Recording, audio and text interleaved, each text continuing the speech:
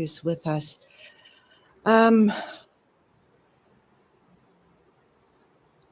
I think that the Palestinian solidarity movement, at least in South Africa, but I suspect internationally, has been waiting and wondering why a report like this hasn't come out yet. I think it's an incredibly important moment for many reasons, even though time is now militarized in the most brutal and cruel ways, as we see in Gaza. I'm Jewish South African Jew, never know which to say first. My grandparents fled here from Nazi Germany, and their families were killed.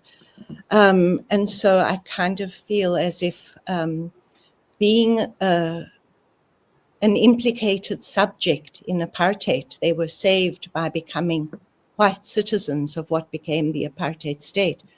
And they saw great similarities between apartheid's laws and between apartheid's laws and Germany's Nuremberg laws. So I've always been aware of this double inheritance. On the one hand, connected to the experience of the genocide in Germany. On the other, growing up in apartheid South Africa and coming to political consciousness and activism during the political transition. So also in a way too late. But this double consciousness has been very important for me to understand how the dominators, the oppressors, the colonizers, the ones who occupy positions of social, political, economic, and systemic privilege at the expense of the dispossessed and the downtrodden, the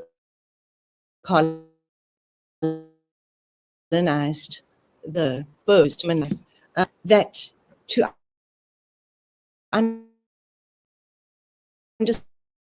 what's so incredible about the B'Tselem report and what's so important about it is that it both places the,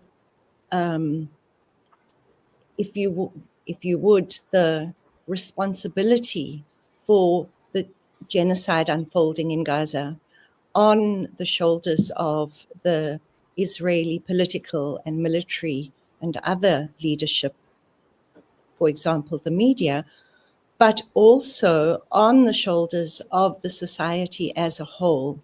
And in South Africa, there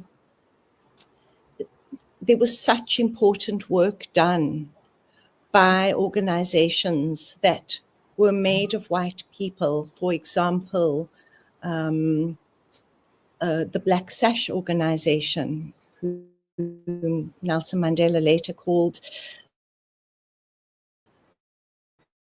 the conscience of the white community, you know, those who were in society, which we're still struggling with, by the way, were willing to be the voices of that society's conscience, and through that were able to model some kind of courage, not a romance with being implicated in the case of B'Tselem and Israel in genocide, but conscience and courage to speak out. And more than ever, we have to encourage Israelis to speak out against their government, against their leadership, against their military. And that's a very big job. And I would like to mark the importance of the steps taken by these two organizations. Thank you very much for that, Heidi. And Heidi talks about the conscience and the courage to speak out.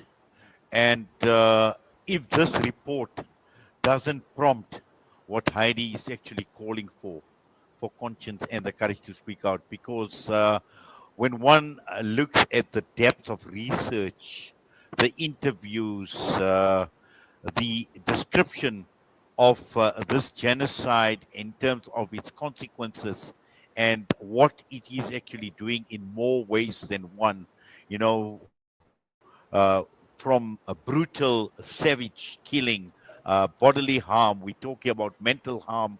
We're talking about living conditions, the social fabric of societies that are being destroyed. If that doesn't awaken the conscience of people after reading this report, I'm not too sure what will awaken that kind of conscience. I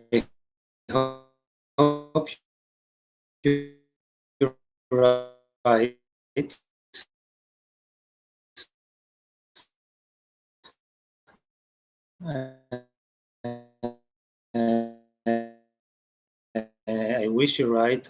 I know that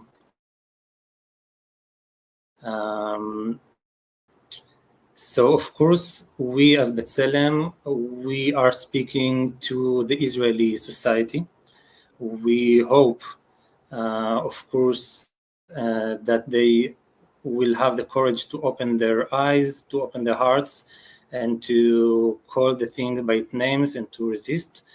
But at the same time, I must say that we are not, how to say, building on that. We are not waiting for that because, for example, if you look at the media in the last 2 days, all the media on the world were talking about this report, besides the Israeli media, like only very in Haaretz and like a very small titles. But the Israeli society, most of them, I guess they even didn't hear about it.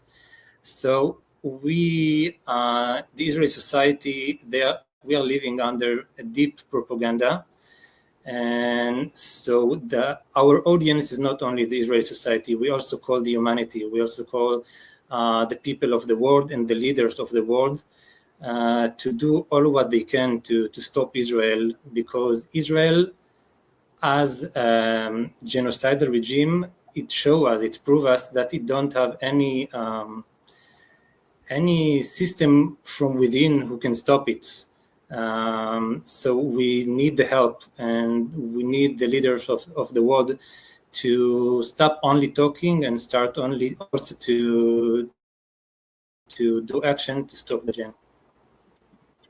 Yes, thanks, here. And Gideon, I think just following up from what Yer is talking about, and just to understand how relevant is this, and being a media person yourself, with your involvement with Haaretz as well, and as Yer speaks about global media, international media, talking about this report and the refusal on the part of mainstream media in Israel refusing to talk, and I've also seen reports from the high echelons of Israeli political leadership that have been highly critical of this report since it was produced and since it was revealed.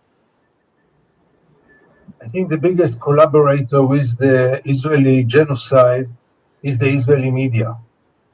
And it does so voluntarily, not because of governmental pressure or military pressure. It's all about commercial considerations. It's all about pleasing the readers and being scared by the viewers and providing them with what they want to see and not providing them with what they don't want to see. That's we reach now a peak which is really unprecedented. And it's really very good to give this as an example. Two main human rights organizations came to a very, very dramatic historical conclusion based on report and evidences. You might agree to the report, you might disagree, you might be proud of it, you might be ashamed about it, but not to report about it. We journalists, we always say that how important it is. Many things are very important but not interesting. Many things are interesting and not important. And many things are both interesting and important. I really would like to meet one of those editors in all those mainstream outlets of Israel and ask them, this report is not interesting?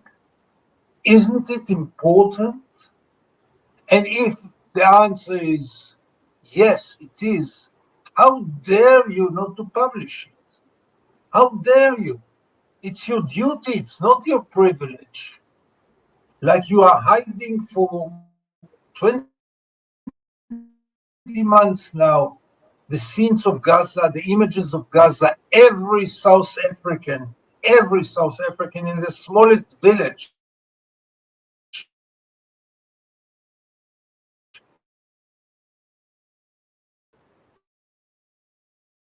saw more of Gaza than everything. How dare you to ignore it? But you know, they are very happy and the readers are very happy and their